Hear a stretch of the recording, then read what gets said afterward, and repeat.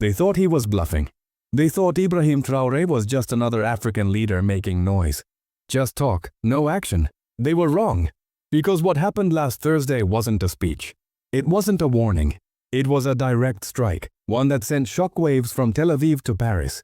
And by the time the dust settled, Benjamin Netanyahu's quiet grip on Africa had been publicly, methodically, and brutally broken.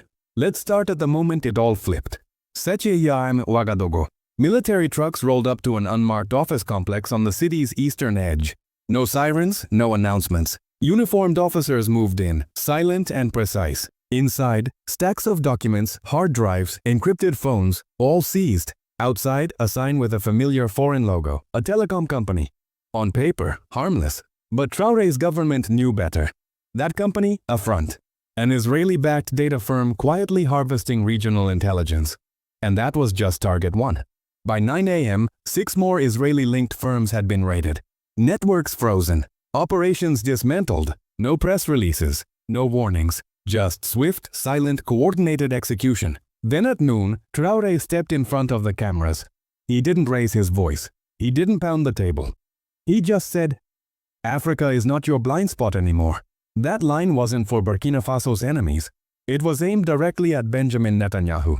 Because over the last decade, Netanyahu had been building a quiet network across Africa. Defense contracts, intelligence partnerships, and foreign aid deals with hidden strings attached. But Traoré tore the curtain down. And what followed wasn't chaos. It was clarity. Here's what he did next. Every Israeli defense or surveillance contract in Burkina Faso, cancelled. Every NGO linked to foreign intelligence, expelled. Every suspected covert diplomat, persona non grata. By the next morning, photos emerged. Israeli offices emptied. Computers boxed. Staff escorted by soldiers. Trucks hauling away crates of encrypted gear. Traoré didn't ask. He didn't explain. He acted, and within hours, it spread. Mali froze all Israeli military tech imports. Guinea suspended joint cyber programs. Niger opened a formal investigation into foreign infrastructure deals. 3 days. 3 countries. 1 domino effect. In Tel Aviv, panic. Netanyahu called an emergency briefing. Leaked transcripts from Israeli media revealed just how serious it was. One advisor reportedly told him, "This isn't about Burkina Faso anymore. He's building a wall against us." And he is. Because this wasn't just a purge. It was a blueprint. Traoré didn't just shut down businesses. He laid out a continental counterintelligence doctrine. 3 pillars. Full transparency of foreign investment. Zero tolerance for undeclared intelligence activity. Continental coordination to monitor and resist foreign interference. This isn't politics. It's war, without bullets. A war over control, memory, and sovereignty. And Netanyahu is on the wrong side of that memory. Traoré said it best. "You funded our divisions. You mapped our minerals. You called us unstable when we refused your chains. Now, Africa is speaking, and the world is listening." Even France, normally the first to defend its partners, said nothing. The US? A vague statement about dialogue.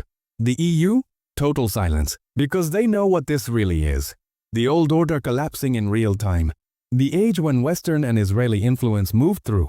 Africa without resistance, ending. Meanwhile, in Burkina Faso, the streets erupted, not in protest but in celebration.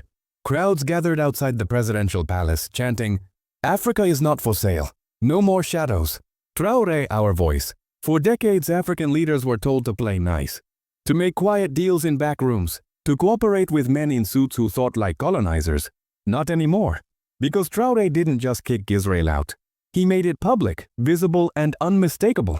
He shattered the illusion that African silence meant consent. So how did Netanyahu respond? Privately, furious. Publicly, trapped. He can't strike back militarily. He can't send diplomats, they're being rejected. He can't rely on the usual Western allies, they're staying quiet, watching. Because now the world sees Traoré as something new.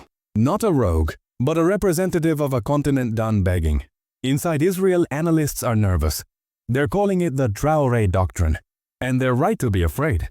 Because this isn't just symbolic. Israel's military exports to Africa, worth billions. Their intelligence ties, critical for influence over migration, resources, and politics. If Traoré succeeds in turning Africa away from those networks, it's not a ripple, it's a rupture. And it's already happening. Sources confirm a coalition of 6 West African nations is drafting a shared blacklist of foreign firms accused of data theft and political interference. Israeli companies are at the top. Regional security agencies are closing off access, sharing surveillance data internally, locking out foreign players. The African Union is reportedly preparing a resolution in support of sovereign resistance to covert operations. Traore didn't just start a crackdown, he started a movement. And Netanyahu? He's out of moves, because when an entire continent stops asking for permission, empire has no answer. Before you go, what do you think? Was this Traore's boldest move yet? Is this just the beginning of something bigger across Africa? Tell us in the comments where you're watching from. And if this moment matters to you, if you believe this message needs to be heard, tap that like button, subscribe to Traore Uprising, and join the voices refusing to be silent. This isn't just commentary, this is history in motion.